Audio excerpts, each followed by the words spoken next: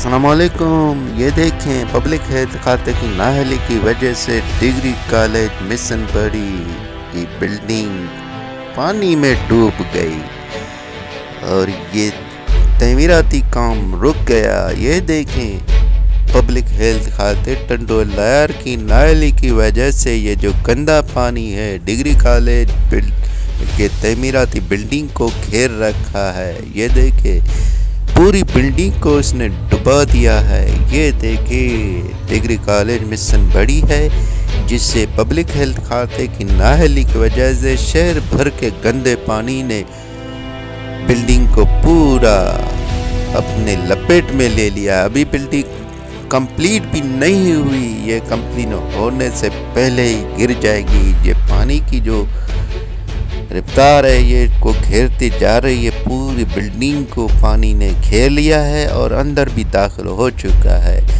یہ دیکھیں، public health کھاتے کی ٹنڈو لائر کی نااہلی کا جیتا جاتا ثبوت ہے۔ اور ہاں، یہاں کے جو منتخب اسمبلی ممبران بھی ہیں انہوں نے بھی نوٹس نہیں لیا۔